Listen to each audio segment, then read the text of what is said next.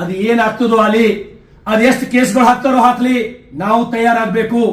ಹಾಗಾಗಿ ವಿಶೇಷವಾಗಿ ನನ್ನ ವಿಧಾನಸಭಾ ಮತಕ್ಷೇತ್ರದ ಬಸವ ಕಲ್ಯಾಣದಲ್ಲಿ ನಿಮ್ಗೆ ಯಾರಿಗಾದರೂ ಯಾರ ಮನೆ ಎದುರಾದರೂ ತಂದು ಆಕಳಾಗ್ಲಿ ಎತ್ತಾಗ್ಲಿ ಕರು ಆಗ್ಲಿ ಕಟ್ಟಿದ್ದು ನಿಮಗೆ ಗೊತ್ತಾಯ್ತಂದ್ರ ನನಗೆ ಕರೆ ಮಾಡ್ರಿ. ನಂದು 1112 ನನ್ನ ಕಾರಲ್ಲಿ ಸಿರ್ಫ್ 5 ನಿಮಿಷದೊಳಗೆ ಬಂದು ಅದು ತಡಿತಕ್ಕಂತ ಕೆಲಸ ನಾನು ಮಾಡ್ತೀನಿ. ನೀವು ನನಗೆ ಮಾಹಿತಿ ಕೊಡಬೇಕು.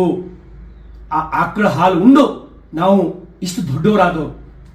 ಇವತ್ತೇನಾರೆ ಇಷ್ಟು ಎತ್ತರಕ್ಕೆ ನಿಂತು ನಾವು ಬೆಳೆದಿದ್ದೀವಿ ಅಂದ್ರೆ, ಇವತ್ತೇನಾರೆ ನಮಗೆ ಮಾತಾಡ್ಲಿಕ್ಕೆ ಶಕ್ತಿ ಇದೆ ಅಂದ್ರೆ ಅದು ಕೊಟ್ಟಂತ ಗೋವಿನ ಹಾಲು ಕಾರಣ.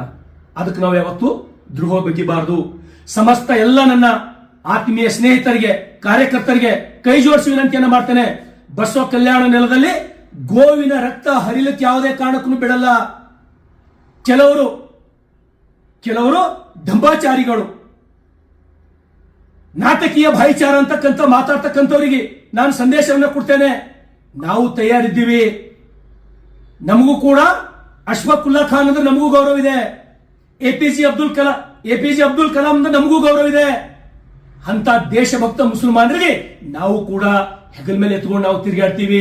ನಾವು ಮುಸ್ಲಿಮರ ವಿರೋಧಿಗಳಲ್ಲ, ಗೋವುಗಳನ್ನ ಪ್ರೀತಿ ಮಾಡ್ತಕ್ಕಂಥವ್ರು.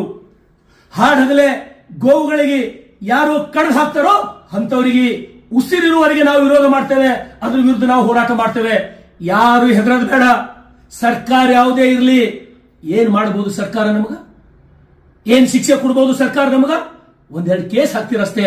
ಅದಕ್ಕೆ ಬಿಟ್ರೆ ಏನ್ ಮಾಡಬಹುದು? ಇದೇ ಸರ್ಕಾರ ಏನು ಶಾಶ್ವತವಾಗಿರಲ್ಲ. ನಾವು ಯಾವ ಸರ್ಕಾರ ಅಂತಕ್ಕಂಥದ್ದು ನಾವು ಲಕ್ಷ್ಯ ಮಾಡಲ್ಲ.